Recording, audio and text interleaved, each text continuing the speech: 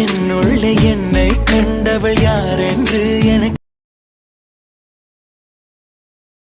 கொய்தவள் சிற்பம் செய்து கையில் தன் விஎன் ஆப்பை ஓப்பன் பண்ணிக்கோங்க. ஓப்பன் பண்ணிவிட்டு கீழே இருக்க ப்ளஸ் ஐக்கானை கிளிக் பண்ணி நியூ ப்ராஜெக்ட்னு கொடுத்து ஃபஸ்ட் நீங்கள் என்ன ஃபோட்டோ பேக்ரவுண்டில் ஆட் பண்ண போகிறீங்களோ அந்த ஃபோட்டோவை பேக்ரவுண்டில் ஆட் பண்ணிக்கோங்க.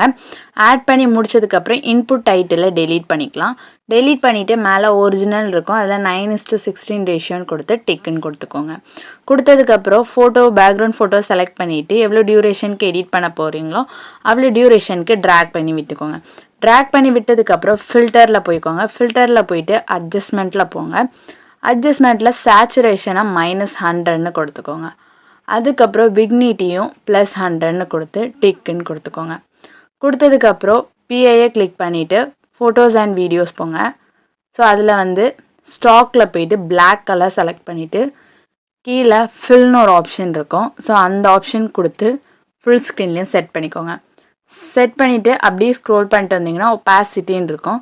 ஸோ இதில் உங்களுக்கு எந்த அளவுக்கு டார்க்னஸாக வேணுமோ அந்தளவுக்கு ஒப்பாசிட்டியை வச்சுக்கோங்க. ஸோ நான் ஒரு 50 அந்த ரேஞ்சுக்கு கொடுத்துட்டு டிக்குன்னு கொடுத்துக்கிறேன். கொடுத்ததுக்கப்புறம் ஃபோட்டோ ஜஸ்ட் கொஞ்சம் கிளிக் பண்ணிவிட்டு பிளரில் போயிட்டு பேசிக் பிளர் போங்க. ஸோ அதில் ரொம்ப கம்மியாக கொடுத்துக்கோங்க, லைட்டாக. ஸோ ஒரு 20 அந்த ரேஞ்ச் கொடுத்துட்டு நான் ஃபோட்டோ கொஞ்சம் ஜூம் பண்ணி வச்சுக்கிட்டேன். ஸோ இந்த மாதிரி செட் பண்ணதுக்கப்புறம் அதுக்கப்புறம் பிஏ கிளிக் பண்ணிவிட்டு சென்டரில் உங்களுக்கு என்ன ஃபோட்டோ வேணுமோ அந்த ஃபோட்டோ நம்ம ஆட் பண்ணிக்கலாம். ஸோ இந்த ஃபோட்டோ தான் ஆட் பண்ணிவிட்டு கட் அவுட் ஆப்ஷனை யூஸ் பண்ணி பேக்ரவுண்டை ரிமூவ் பண்ணிக்கோங்க.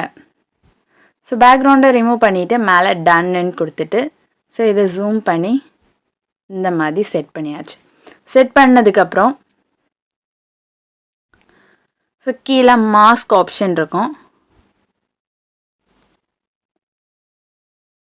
அதை கிளிக் பண்ணிவிட்டு லீனியர் கொடுத்துக்கோங்க. ஸோ செகண்ட் டைம் கிளிக் பண்ணிவிட்டு திருப்பி கீழே லைட்டாக ஃபெதர் மாதிரி கொடுத்துக்கோங்க. ஸோ கொடுத்துட்டு டிக்குன்னு கொடுத்துக்கோங்க. ஸோ இந்த மாதிரி அட்ஜஸ்ட் பண்ணிவிட்டு திருப்பியும் பிஐ கிளிக் பண்ணிவிட்டு ஸோ பிளாக் ஷேடோவில் ஒரு பிஎன்ஜி கொடுத்துருப்பேன்.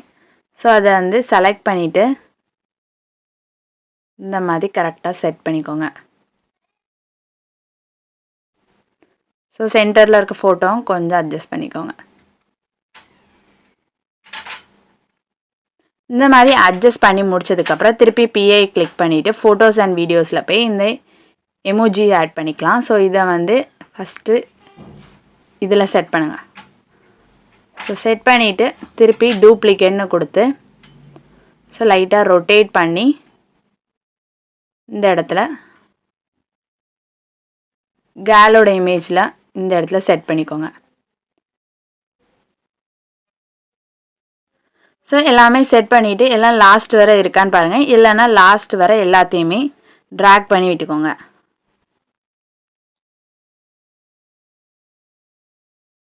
ஸோ அதுக்கப்புறம் மியூசிக்கை கிளிக் பண்ணிவிட்டு மை மியூசிக் போங்க. ஸோ உங்களுக்கு என்ன சாங் வச்சு எடிட் பண்ண போகிறீங்களோ அந்த சாங் ஃபஸ்ட்டு ஆட் பண்ணிக்கலாம். ஸோ ஆட் பண்ணிவிட்டு டிக்குன்னு கொடுத்துக்கோங்க. கொடுத்ததுக்கப்புறம் பீட் மார்க்லாம். ஸோ சாங்கை கிளிக் பண்ணிவிட்டு பீட்டில் போயிட்டு ப்ளே பண்ணி பார்த்து பீட் மார்க்கை மார்க் பண்ணிக்கோங்க. ஸோ உங்களுக்கு 2 வேர்ட் இல்லைனா 3 வேர்ட் வர்ற மாதிரி உங்களுக்கு எப்படி லிரிக்ஸ் வேணுமோ அந்த மாதிரி மார்க் பண்ணிக்கோங்க. ஸோ மார்க் பண்ணி முடிச்சதுக்கப்புறம் டிக் கொடுத்துக்கலாம். ஸோ டிக் கொடுத்துட்டு டெக்ஸ்ட்டை கிளிக் பண்ணிவிட்டு ஆட் ஹெட்டிங்னு கொடுத்துக்கோங்க. கொடுத்துட்டு லிரிக்ஸை காப்பி பண்ணி வச்சுக்கலாம். காப்பி பண்ணி வச்சுட்டு ஃபாண்ட் விஎனில் இருக்க டிஃபால்ட் ஃபாண்ட் தான் நம்ம யூஸ் பண்ணியிருக்கோம். ஸோ அது என்ன ஃபாண்ட்னு கீழே டிஸ்கிரிப்ஷனில் நான் நேம் கொடுத்துருப்பேன். ஸோ அதை பார்த்து நீங்களும் விஎனில் இருக்க டிஃபால்ட் ஃபாண்ட்டை யூஸ் பண்ணிக்கோங்க. யூஸ் பண்ணிட்டு நான் ஃபஸ்ட்டு வேர்ட் மட்டும் என்ன பண்ணிக்கிறேன், கேபிட்டலில் வச்சுக்கிறேன். ஸோ அதுக்கப்புறம் இதை இந்த மாதிரி கீழே செட் பண்ணிக்கோங்க. ஸோ செட் பண்ணிவிட்டு திருப்பி மோஷன் போங்க. ஸோ மோஷனில் போயிட்டு கிரிட்டு கொடுத்துக்கோங்க. கிரிட்டு கொடுத்துட்டு செகண்ட் இதுதான் கொடுத்துக்கோங்க. அதுக்கப்புறம் அவுட் அனிமேஷனில் ஃபேட்னு கொடுத்துட்டு 0.3 செகண்ட்ஸ்னு கொடுத்து டிக்குன்னு கொடுத்துக்கோங்க. ஸோ ஃபஸ்ட் லிரிக்ஸை என்ன பண்ணுங்கள், கரெக்டாக ஃபஸ்ட்டு பீட் மார்க்கராக வச்சுக்கோங்க.